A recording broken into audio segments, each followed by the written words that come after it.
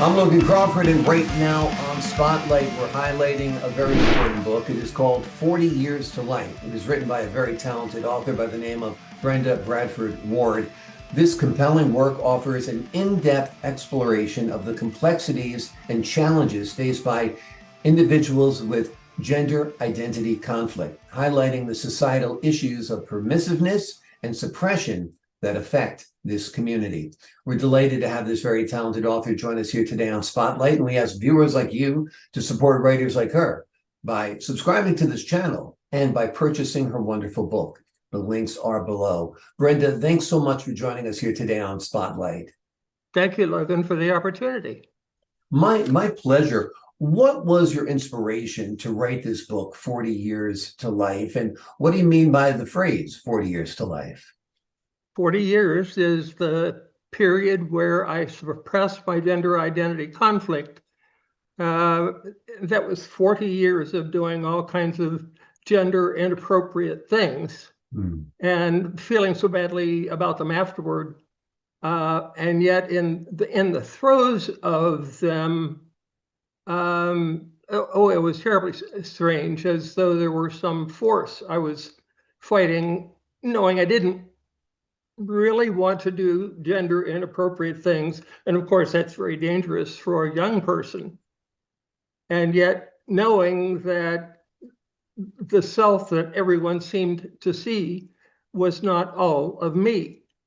I loved my family, they loved me, I had plenty of support from them. And I don't think transition would have been terribly difficult had I tried to do it earlier, but without mental health support, I'm sure I could not have. So that clearly was an inspiration to act. In fact, an overwhelming compulsion to resolve the conflict. And what society is telling us to do, especially in the state of Florida right now, is if you have gender identity conflict, you have to suppress it. Or if you tell anybody anything about the fact that you have it, they can't do anything about it anyway. Prohibited by law in the state of Florida, practitioners who would help people transition, who really need to transition, and it's having been done inappropriately, like Tavistock in Britain, in England, or some of the atrocious Abigail Schreier's book about the irreparable harm done to young women who suffered from gender identity conflict far less frequently than males. I mean, almost it's so obvious that the egg starts out female and feminine, and it's only if the sperm is successful in causing all of the changes necessary for a male to be produced that the male results. And we know over 99% of time from what everyone else is doing in the rest of the world, almost 8 billion people at this point, don't have a gender identity conflict. They have all kinds of other problems, serious problems, but at least not deciding who they are and being who they are. And certainly what you do as an actor, being the character you're portraying, has to be fundamental to your success. And you know, that's one of the things, I guess, that's been said about some successful actors, that they are themselves in every role they play. I wonder when Felicity Huffman starred in Transamerica and was pretending to be a man, they certainly should have had a transgender person playing that role, in my opinion. Yeah. But it was a different era when that project came out. Do you think things are better today? I mean, certainly the issue is talked about more. It's been politicized, unfortunately. Like you said, it's not a good atmosphere in Florida, for example. But in places, more liberal states like New York and Massachusetts, you actually see many, many people who are transitioning, expressing themselves in dress and custom and norms and culture as they see appropriate for themselves. So it's a liberating time for some young people compared to how it was when you and I were growing up, correct? But I think some of it is actually destructive. I don't believe at all that people should try to make a decision themselves on whether they are transgendered or not. Had I not seen the psychiatrist I saw, who had a specialty in various addictions, sexual addictions, as apart from people who really had gender identity conflicts.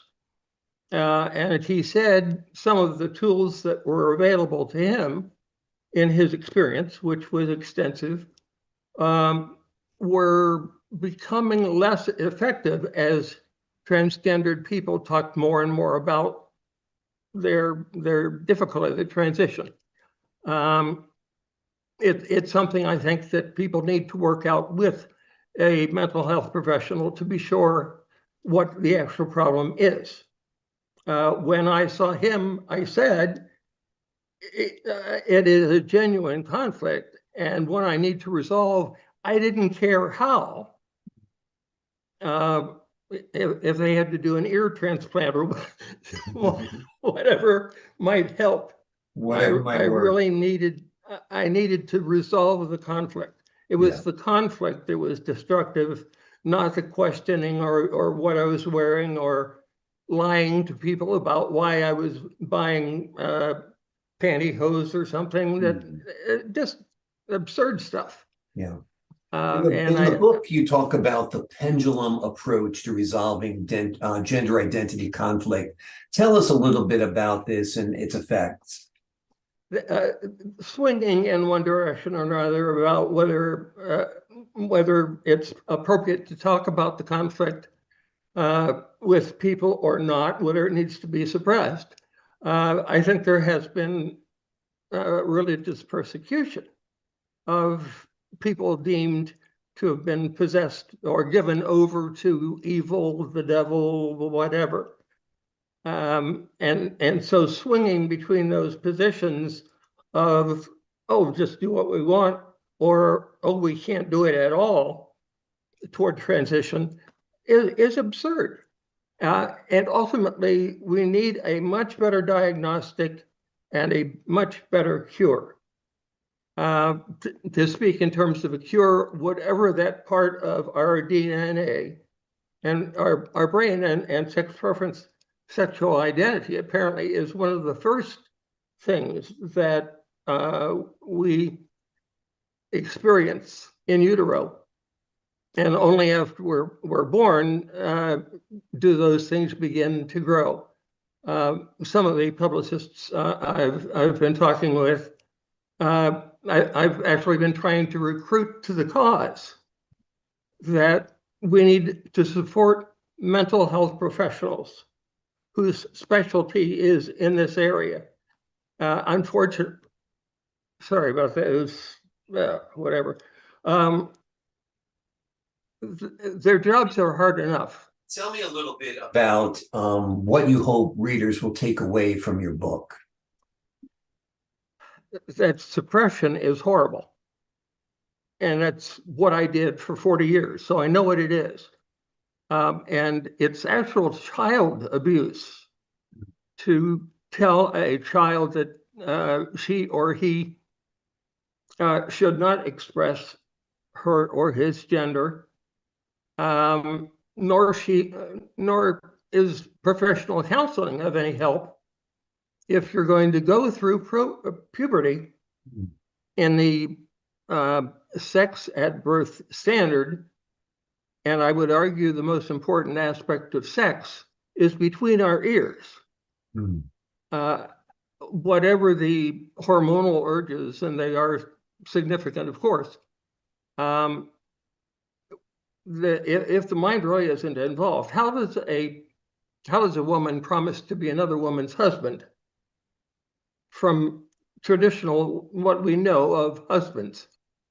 And yet there was a case where a female to male still had her uterus and womb and carried their child because the wife couldn't do that, could not bear the child. So in a sense, she was the first man to give birth, depending on how we define man. And when I talk at the beginning of the book about a split between the mean of whatever a person is, falling on one side or the other, masculine, feminine, male, female, a woman who would carry a child and yet profess to be the child's father is going to be way out to one wing or the other of what we consider to be either male or female. And we know 3 standard deviations is 99.7%, I think, of the population. It's been a while since I had statistics, but I believe that's the number. So that if we're talking about something in the 7th or 8th percentile, we're talking about a really small number of people, perhaps smaller than the city I live in. But I think the most optimistic path for researchers is to find whatever the link is, the difference between male and female, and eventually be able to do a diagnostic very close to birth and to correct whatever is wrong there. And the fact that there are so many males, so many females, means there's plenty of opportunity for research and to find, if we know, since we know what a male is, we think we know what a male is. Bruce Jenner, of course, Caitlyn Jenner would take exception to that, but someone who honestly is as male as we can find, and people like that person are going to have one spelling of their DNA that should identify them as masculine and male. So if we find a male who, for whatever reason, presents questions, we should be able to do a diagnosis that would match that person to the standard model to see whether that person really appears to be cisgender or transgendered. And incidentally, the transgendered word seems to be disappearing from the lexicon. Transgender refers to something you can see or hear. You notice about someone and you know that whether they are transgendered or not, they're doing things that are cross-gender. And that's especially true in pop music, where folks will present an ambiguous appearance, perhaps attempting to appeal as well to the women watching as to men. But transgendered refers to gender identity conflict. And you're probably not going to know whether somebody is transgendered unless they tell you. Well, you've added to this conversation in a very important way, Brenda. This book is a compelling book. It's of interest to just about everyone. They need to know about all sides of life. This is a side of life that has, many people hurting because of a recognition that just isn't there. The name of Brenda Bradford Ward's book is 40 Years to Life.